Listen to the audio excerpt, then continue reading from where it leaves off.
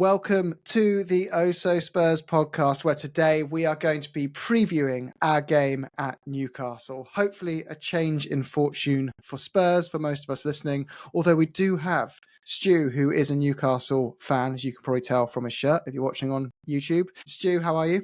Yeah, very well. Thanks for having me on, gents. Really appreciate it. Thanks. No, great to have you on. It's going to be interesting talking to you today because, like we think we discussed before the show, we can't quite figure out if Newcastle are going to be a top four team or a mid-table team this year. It's a really hard one to put your finger on. It's been a quiet summer from expectations to reality, I think. And from our regulars, of course, and mainstays, we have Johnny. How are you, mate? Absolutely exhausted. 4 days of working in a row. I'm finished. I can't cope. But at least Poor we've got Johnny. Newcastle to look forward to. After a measly 8 Newcastle weeks away. rest, you're back to I know. Killer. And of course, we have Stu enjoying the sunshine in Dubai. How are you, Stu? I'm also knackered, but I've had a bit more than 4 days work in a row. You do look tired, Stu. Your hair looks a bit rougher than normal, mate. Been a tough week. It's a 9 out of 10 instead of a 10. Well, if you're regular listeners, Deej is moving home at the moment, and Sai is off to the Algarve enjoying some Superbox, so they won't be with us today. But we've got plenty of knowledge to go through the topics today, which will be of course, the expected lineups with the available players, because there are a few injuries. Do those injuries signify that we need to make moves in the last few days of the transfer window? And also discussing with Stu the expected kind of danger men from Newcastle, but also a bit of an understanding of where they are as a club at the moment and some score predictions. Stu, we also like to ask what your perception is often as a fan from the outside in and where you think we're going to finish this season. And you have to be honest with us on that. And then, we'll wrap up with, we always give our full-on predictions at the end and we hold you all accountable when the game's over. So we'll start with the game afoot, Newcastle away. Hasn't been a happy hunting ground for Spurs. Safe to say Isaac had Mickey van der Ven on toast last time we played. He was doing some breakdancing, wasn't he, in the Newcastle box. But he looks like one of the players who could be out, guys. That looks like it's not certain if Mickey van der Ven's going to play. He has been seen in some Snapchat videos on training, but he's not been on any of the Spurs official training videos. And it also looks like Solanke is still missing, so we're going to be without him as well, as is Richarlison. So we could be without our two strikers, which would mean Heung-min Son up front. But actually, I'll start with you, Johnny. What do you expect the lineup to be if those three players aren't available? Yeah, I mean, I was looking at it. I didn't know about Mickey until like about an hour ago, so that just got to digest that. I mean, the thing that we had our chat there in the last pod about, should there be any business done before the close of the window, and sort of left centre back. A couple of us thought that was maybe the priority, and as soon as Van de Ven's injured, you sort of realise, Ben Davis is a perfectly functional left back. He's got a lot of experience. He's not a bad defender at all. It's more going forward where he's sort of a bit more deficient, I suppose. And obviously, by comparison to Van de Ven, it's the speed, which is like his cheat code. So Ben Davis is the only person you're really going to slot in there. I don't say we'd love to have Dragusin being able to come in when there's a defender injured, but it's not that straightforward because of the position. So I think Davis is almost certainly going to start, but from if Mickey doesn't play, and then the rest of the defense is very straightforward. Basuma had a really good game last week, so he's going to be starting again, especially Bentancur's still out, which I assume he is. And then it's just a matter of are we going to play Decky and Maddison again like we did against Everton? I very much doubt it. So the question in midfield is, do we have Sarr, Maddison and Basuma? That's probably what I think he's going to go with. And then up front, Sonny in the middle. It seems incredibly harsh to drop Kulusevski. I know Johnson's kind of a bit Marmite for some fans at the moment, but he is still quick and he did put up a couple of nice tasty balls across the goal. I mean, I think essentially obviously there's only been two games. I watched the Newcastle. I've only seen the highlights of the two Newcastle games, and I think they were, from what I could see, but it's highlights, right? So that's a massive caveat. They were pretty under the cosh against Southampton. Obviously, they were down to 10 men with Shar's dismissal, and it looked like Nick Pope had to make some pretty decent saves, but it was more by virtue of Southampton's poor finishing that Newcastle got away with that. It seemed. And then the same thing, I think they were a bit fortuitous against Bournemouth as well. But again, I think it was a fair result on the balance of that game. And I'm just thinking about, because obviously there was the disallowed goal at the end of that game for Bournemouth. So I don't know. It's clearly because of what's happened in the last couple of visits there. I think we're all probably a little bit nervous about it, and especially if we're missing Van de Ven. So I'm going to be really interested to see if Odegaard starts, because he did a really good job, but I'm not sure. So yeah, sorry, very long-winded reply. I don't know. I think he'll probably pick Johnson, but I don't think he's going to want to drop Kulusevski. But what's he going to do? Put Kulusevski in the left and Johnson in the right, maybe, and Sonny in the middle? I don't know. Somebody else can. Tottenham stew. clarify. I'm going to have Tottenham stew and Newcastle stew on this pod because there's Yeah. two stews. But Tottenham stew, surely you stick with the winning formula, right? Or do you have a different view? I think, first of all, I'm going to disagree with Johnny that I don't expect Davis to start. I expect Maddison to start. Really? I think Davis is probably the fourth choice. If I were Radisson, he played at left centre back last season as a cover. Did he? And if I were him, I would kick off a bit that I turned down Bayern, and I'm still not getting a game. I think up front, I think Johnson will play. I think he isn't probably the right player on the right against the low block, but I think against a side that plays football like Newcastle, he probably will have a bit more space. So I think he does suit that a bit more. And I agree with you. I don't think Kulu does deserve to get dropped, but I wouldn't be surprised if we play him in the false nine with Sonny on the left, considering how well he played that in preseason.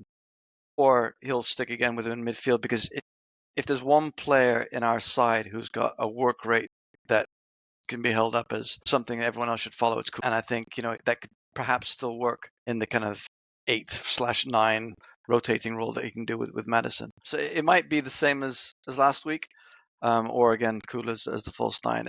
The only thing I think is a bit more risky is we don't even have Lancashire on the bench, because even he's injured. So we really don't have any other options as a striker, which is Technically, we have no strikers Yeah. if you go by someone's official position. that's typical Spurs at the moment. And Newcastle stew, you're without Botman. Is that a big loss for you? And could you also tell us a bit about Newcastle's defence? Because that was the pillar behind your success when you had your really strong season under Eddie and got back into Europe. I feel like your defence was just incredibly consistent.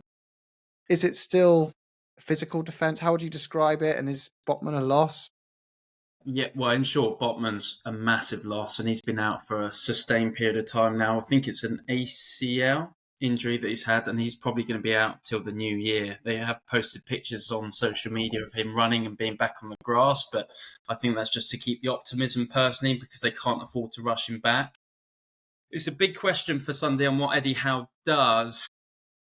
He likes this. Well, it's not that he likes it. He's forced into putting, and because of the red card to Fabian Schär after the first game, which was a stupid move on his behalf to get himself a red card and banned for 3 games. I think he's going to have to go Burning Craft, a centre back. So from a Spurs perspective, I would be licking my lips at the prospect of playing those two, because they're not the most mobile. They need everything in front of them. High balls, okay. Burn in particular can deal with it. But on the turn, if you've got runners in behind and the agility of someone like Son, Brennan Johnson, Kulu, that's where I worry, especially if the game becomes open, because we're lacking pace in the back four.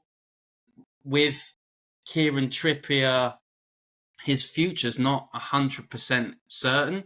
I keep looking at the clock, and the transfer window closes 11 o'clock tomorrow or something like that. I think he will stay, but there's been a few noises that he could go. I think he's having some personal trouble in his private life, so he may have to go Livramento at right back to offset some of that speed and pace that you guys have up front. But hearing that Solanke's out, Richarlison's possibly out as well, that gives us a great boost. the back four is by no means settled as well, because in that time frame as well, we've had Nick Pope, who's been out injured for a good period of time as well with a shoulder injury, and he only came back towards the back end of last season for a few games. And watching them against Forest yesterday, to be fair, Johnny, you summarised it beautifully. On any other day, we could have lost 3 games this season, and somehow we've come out undefeated, let's say. We won a penalty shootout last night, scraped across the line with a VAR decision against Bournemouth 1-1, and we beat Southampton with 10 men 1-0. But Southampton, all 3 teams, to be fair, they could have, well, they definitely could have beaten us. So the back 4, back 5, if you include the keeper, isn't too solid at the moment, and I'm intrigued to see what Eddie Howe does on Sunday, because Lloyd Kelly was rested yesterday. He's on big money. We were speaking before the show, Johnny and I. He's on about an estimated 150 a week. So if Lloyd Kelly's not getting a start ahead of Byrne and Kraft, there's going to be some questions asked. And if he sticks him at left back, which he may do because of his pace as well, okay, he did that against, I think it was against Bournemouth. He did all right, but when Lewis Hall comes on, we're much more of an attacking threat, because he looks to overlap on that left-hand side. It's interesting about the salary there. I didn't realise Lloyd Kelly's salary was 100, because we were really heavily linked with him, and he was deemed as the answer to that backup for Mickey van der Ven for us as a left centre-back. And no one could understand why we didn't go for... Obviously, we can understand why you would lose out a transfer to Newcastle sometimes, because you've got this...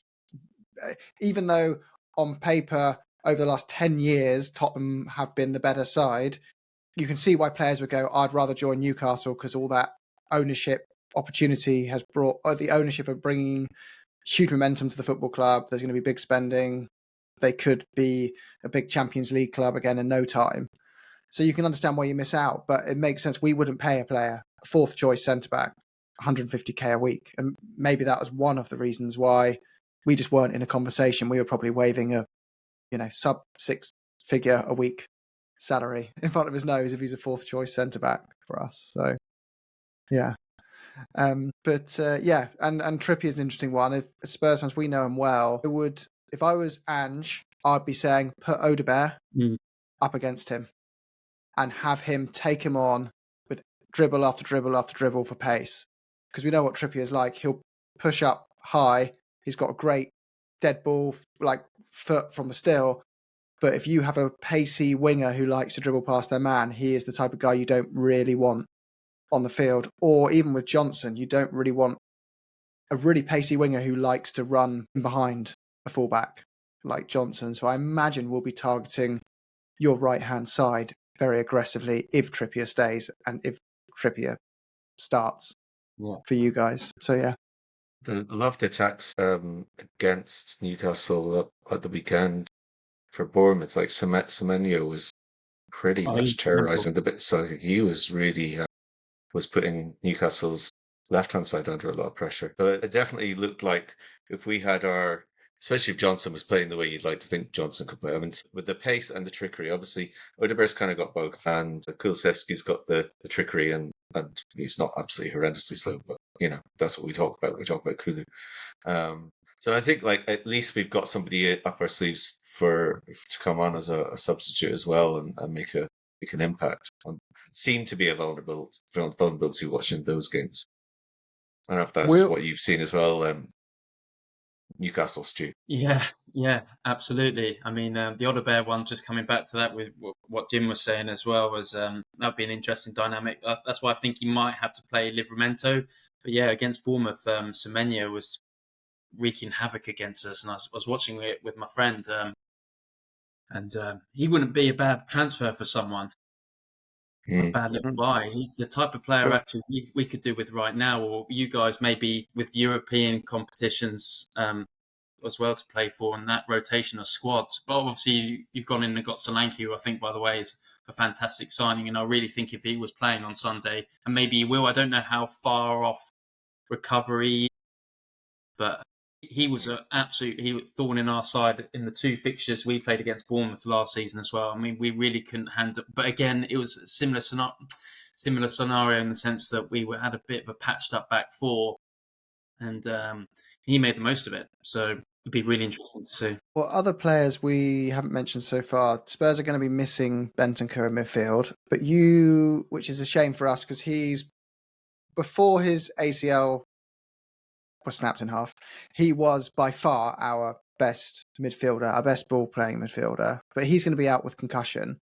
You, though, on the reverse, have your star midfielder back into the lineup in Tonali.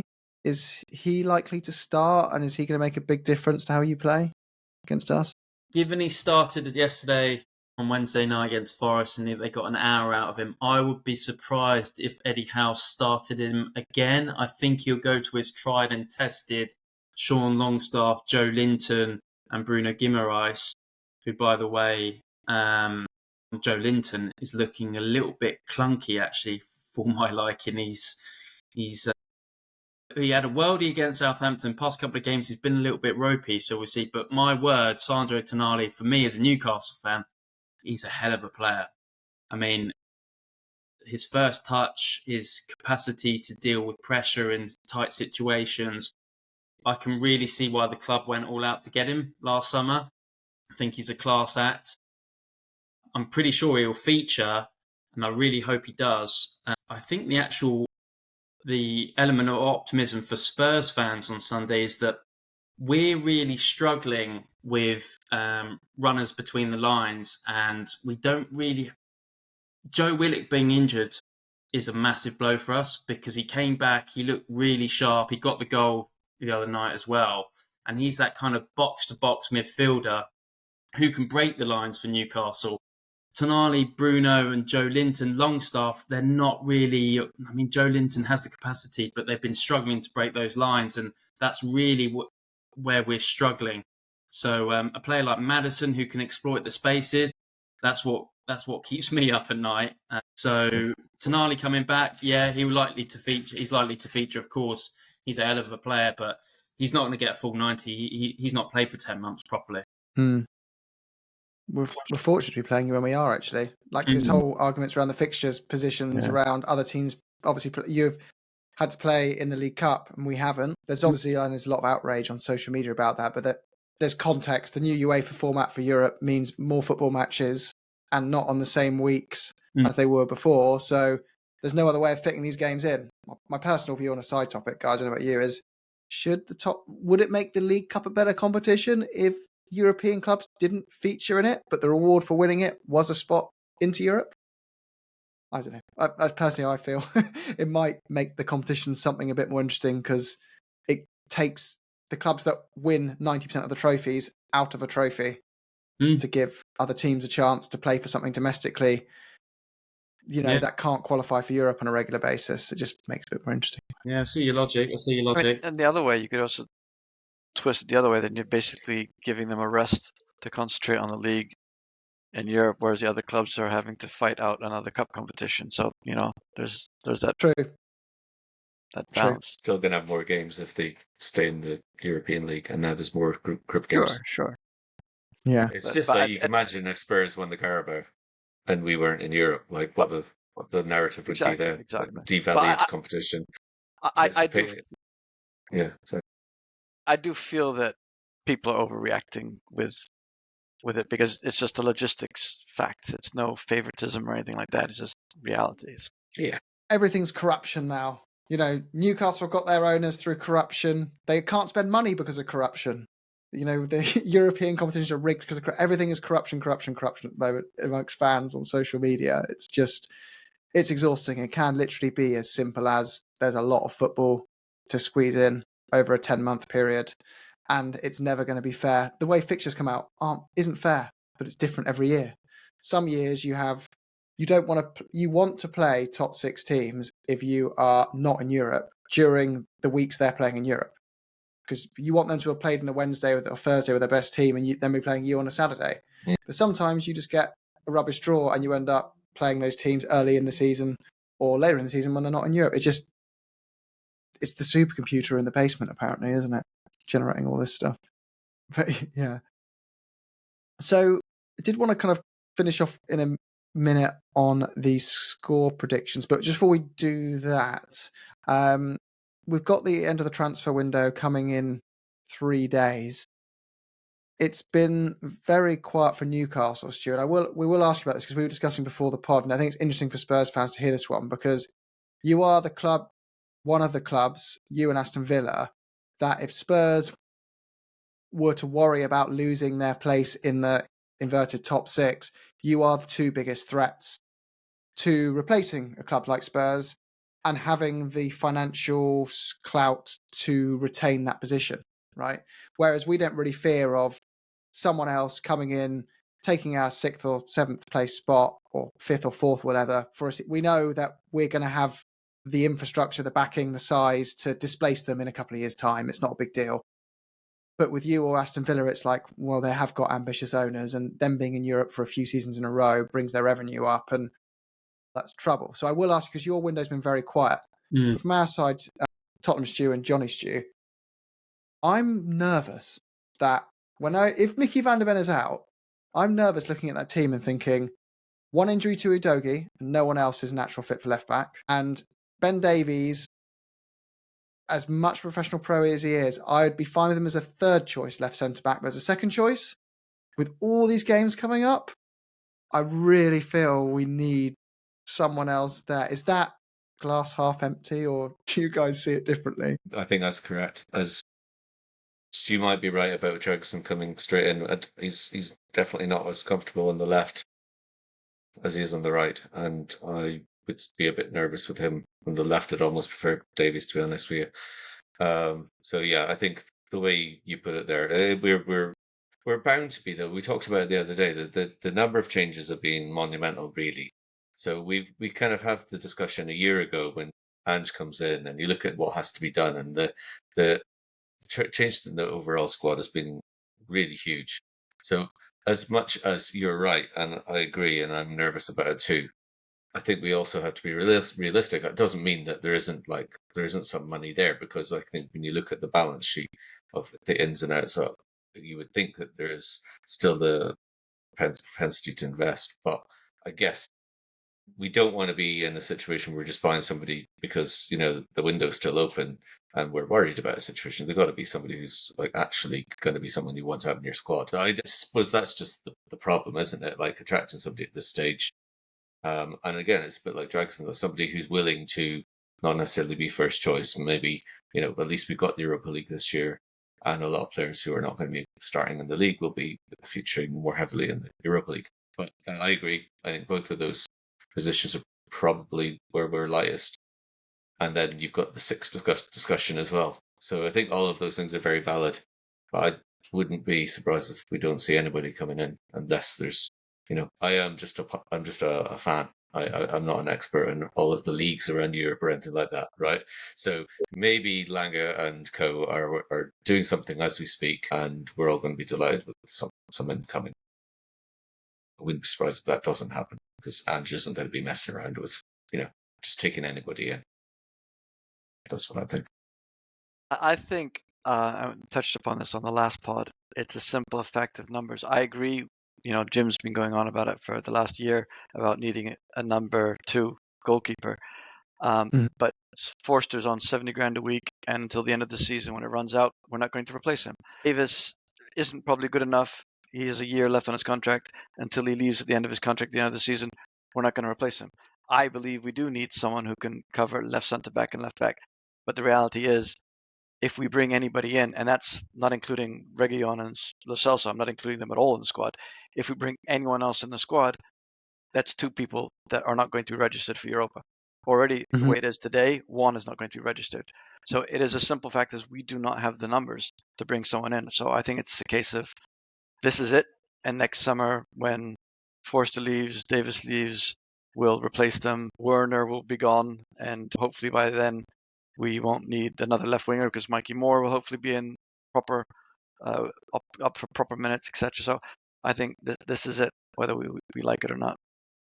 I would like to. I still think you're right. I completely agree. Like we can't. It's impossible to. We're not going to sell Davies, and we're not going to bring someone else in to sit ahead of him. So he's there as our backup to Van de Ven. That is stuck there. And like you said with Forster, unless we could find the perfect homegrown option somewhere where someone's like, I'm really happy to be number 2 and I'm a really good goalkeeper, and I'm happy to take tiny wages. Great, that's not going to happen. So that's very unlikely. But left wing back, I like to think there might. The problem is we've got as well is Udogi's so young and so good. Like he was in team of the season last year by most of the pundits.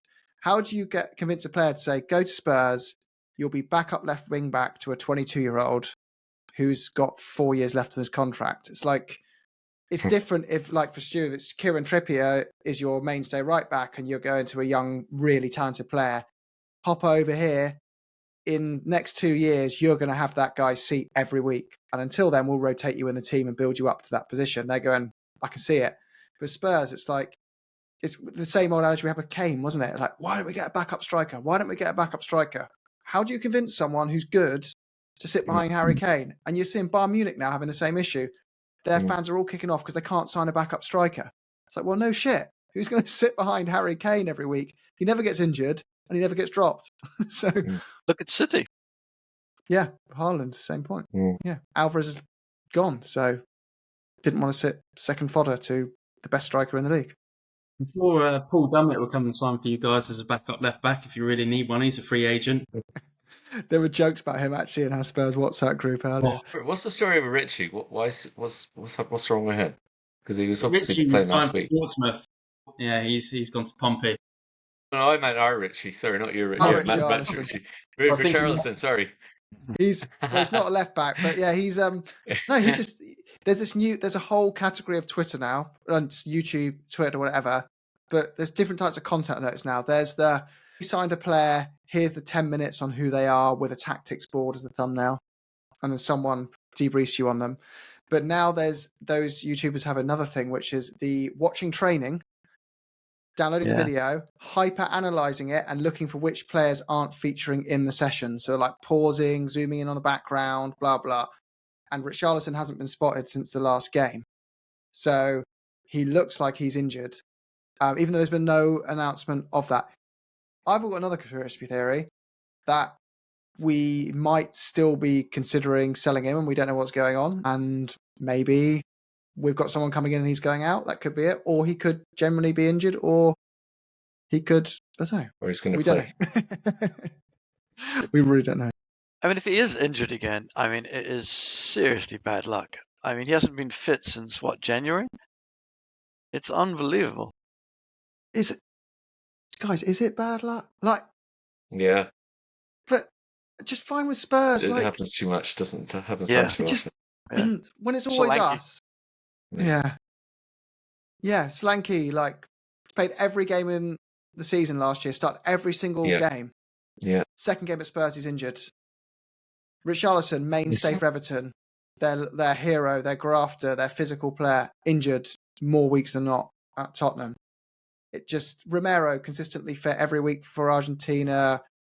Didn't seem to have these issues in Italy. But he's fine now, actually. Romero's been great. Lo Celso, another one. Yeah, endless examples.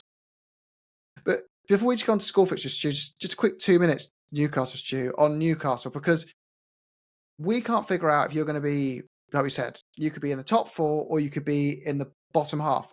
Really have no idea how you're going to finish this year. There's all this excitement around the ownership change, the ambition, but Amanda Stavesy's left.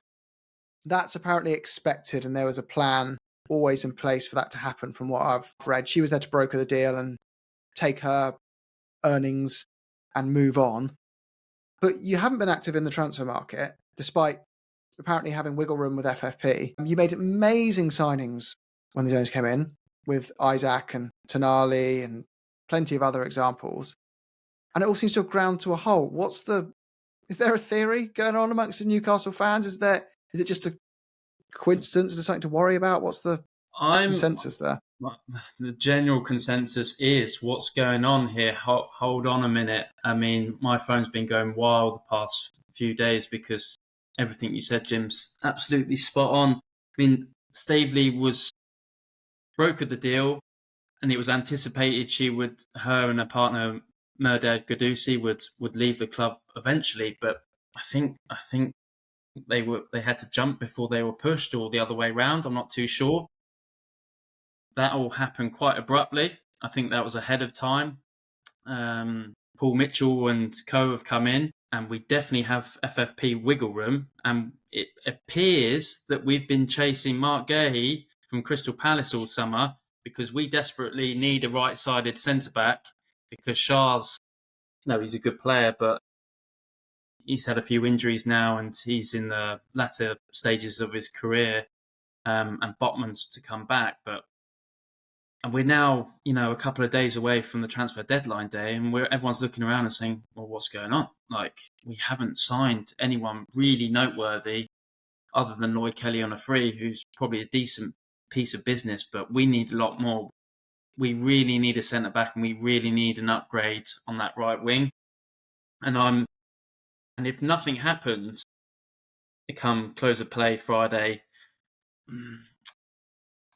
there's going to be a lot of questions asked. It's not panic stations. I mean, it's a bit like the performances. Everything's a little bit clunky at the moment. It's really hard to pinpoint where we are and what the true direction of the club is going, because we were on such a high trajectory, and now it's just plateaued out a bit, and it's gone, oh, okay, what's going on here? And that's why Sunday makes for a fascinating fixture, because it wouldn't surprise me if Spurs just turned us over and did a job on us, like when you came to St James's Park when the takeover had just happened in Steve Bruce's last game, or Isak and co turn up and we bowl someone over, because we totally have it within our capacity to do that.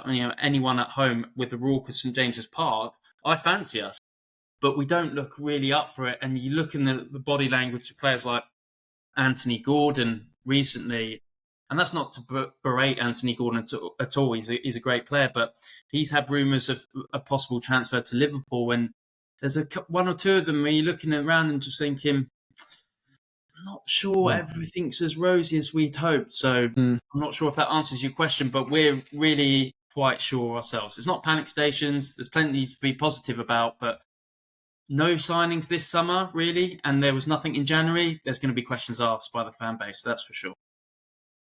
I've got a weird feeling you guys are like, let's just let this Man City stuff roll on by a bit and just keep out of this. Let's not get ourselves into anything that puts us under the spotlight, draws the wrong attention to us. Let's be sensible. What's 1 year of slowing down a little bit just to gather our bearings, get the new head of recruitment in, get the new sporting director in, and just figure out where we are and what the new plan is, because we can't do the Man City blueprint if that whole model's about to be obliterated and made an example of in the public forum. Yeah. Johnny or Stu, I just want to ask, how much space do you have to spend?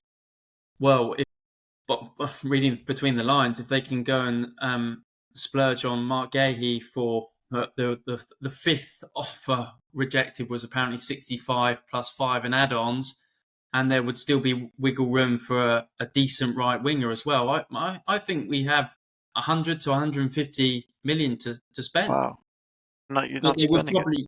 But they will probably need to move a few out, and that's the big piece. They haven't managed to move one or two out. Ryan Fraser's still there on 60, 70 grand a week, running down his contract. People like Miggy Almiron probably need to move on. Nothing's happened with Callum Wilson. He's still injured as well. So that is the big question, Stu. Why haven't we spent any money? It's going to be really telling what plays out in the coming hours and days. I guess you're now seeing the same problem that we had at Spurs moving players on, is once you start bringing in a higher caliber of player on a higher wage, there's very few teams who are able to take them off your hands when you don't want them anymore. That's exactly it. And I just wonder, you guys have had Paul Mitchell before, haven't you? And I'm just wondering if there's a bit of, I'm not sure what the right word is, a little bit of friction, a little bit of tension between him and Eddie Howe. That seems to be the gossip at the moment. Maybe they're not too aligned. So it's that thing of there's a really good article, I forget which tabloid, anyway, that basically shows how transfers have changed over the last 3 years in the Premier League. And there was this huge push with the rise of Man City and Chelsea's money and everyone just to sign players in their prime and outbid people with big wages, blah, blah, blah. That was the thing. Signing 26, 27-year-olds in their prime was the way to winning a league. And then the restrictions have really been clamped down on. Since that's happened, clubs have really stopped purchasing players over the age of 27. So the average age has gone from like 27 for a transfer to 23. Like it's fell off that much because clubs have realised, well, there's no resale value and you need the resale side with FFP and PSR to kind of stay compliant and have a chance. And especially in the Premier League, typically your biggest payday will be in the Premier League unless you go to Saudi Arabia. So once a player's signed for a Premier League club that's over their mid-20s, they typically are unsellable. You just got to wait for their contract to end. And so many clubs have that issue now. We've had ours. We've had Tanguy and Ndombele we had to release. Giovanni Lo Celso we're trying to get rid of. Sergio Reguilon we're trying to get rid of. We can't. There's loads. And Newcastle have got it now. Chelsea's tactic has been to buy young, so they seem to still be kind of okay in a lot of these situations. But Arsenal had to sell and release players for nothing because they had Aubameyang and was it Pepe and all those guys that were just sat there on massive wages. There's no resale value anymore. And our whole transfer model is now shifted to youth players as a predominant focus, pretty much as a result. It's been a huge shift. Rumors are that after spending 10 million to tear up Ndombele's, we're going to tear up Lo Celso's as well. Mm-hmm. Yeah. Unless he goes to Girona, is that right? Is he rumoured linked to them? Yeah, but I can't see them paying a transfer fee. No, I imagine it'll be can we have a loan fee and then he can go to Girona? I think it'll be a case of we tear up his contract at maybe half his last year of his salary and Girona fill up the other half. But let's should we quickly wrap up with some score predictions, guys, for the end? It's always a tough one with you guys. I mean, there's going to be at least 6 goals, judging on the last 4 fixtures. I'll start with you, Stu. Newcastle, Stu. Go on. What do you think, mate? What's your? I'm going to be optimistic for now and hope that we sign a player and that gives us a bit of momentum as well off the back of the cup win in the week. I expect goals. I'm going to go 3-2 Newcastle, but it really could be either way in anything. What about Tottenham, Stu? I've got a little kind of PTSD from games against Newcastle, to be perfectly honest. I think defensively we've been strong the last couple of games. I mean, that one absolute brain fart by Romero's side. But no Mickey. I'm going to say we're going to 2-1. I'm going to say 2-1 for Spurs. Just more optimism than actual realism. What about you, Johnny? Before we played Leicester, I had a really vivid dream that we were going to draw 1-1. And then I decided to ignore that. And I haven't had a dream about the Newcastle game yet. But I'm nervous that I made an optimistic prediction and we didn't win. So I'm not going to predict a win, which is unusual because I usually do. But I think it'll be 2-2. I think if it's a draw, it's not the end of the world. Obviously, we're going into the North London derby after the international break, so you definitely don't want to be losing because that's our biggest game of the season. So I think we're well capable of winning. It does sound like Newcastle got their share of problems as well as us. So maybe even a little bit more. I don't know. But I'm going to say 2-2. We're going to scorers as well. Stu, you didn't give us your scorers. I'm going to go Sonny and Paro. I'm going to go Tonali for them because being ex-Milan player, I've got to back him. Though I'm hoping he doesn't have a too good a game. But by the way, others do. Tonali is an amazing player. If you get the Tonali back that you bought before the suspension, amazing player. Fantastic. And I'm going to go Johnson to get the fans off his back for a week, and I'm going to go for Odegaard winner. Nice. Double header. Double header. It's coming. Yeah. It's coming. Honestly, if we hadn't been so heavily obliterated by you on 2 recent occasions, Stuart, Newcastle, I would be saying just because of the situation Newcastle are in, and it's always the hardest ground to go to away for us. I think there is something in the travel, like just it being almost like in a European away day, and it being an old school ground with a strong atmosphere that Definitely. It's just horrible to go to. And even like the climate it's in the UK, but it is a bit different. Like it is windier, it is colder, it is smaller pitch, it is that old school football stadium with a really noisy old school fan base that are just all Great fans. over Unreal your fans. players at every opportunity.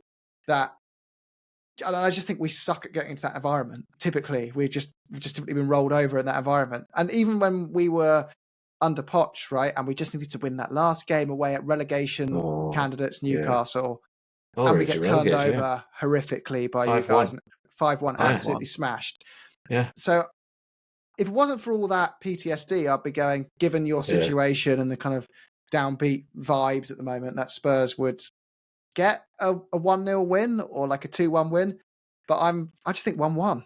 I don't know why. I just got my head really set on 1-1, which I actually think is a decent result. I think that's in a way, if you offered me 1-1, I'd whisper it. People will call me unambitious and blah, blah, blah. I'm part of the problem. I'd take it. Yeah. I'd probably take a 1-1 and keep the momentum of the season going. But there you go. Yeah.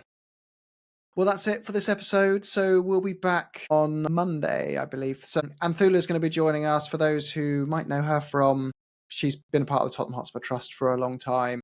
And she's obviously very well known across Twitter and other social media platforms. A big fan. So yeah, she'll be joining us in the next pod to debrief on hopefully a Spurs win, I guess. So we always finish with up the Spurs. Sorry, Newcastle, Stu, but up the Spurs. No, it's Spurs. My Spurs.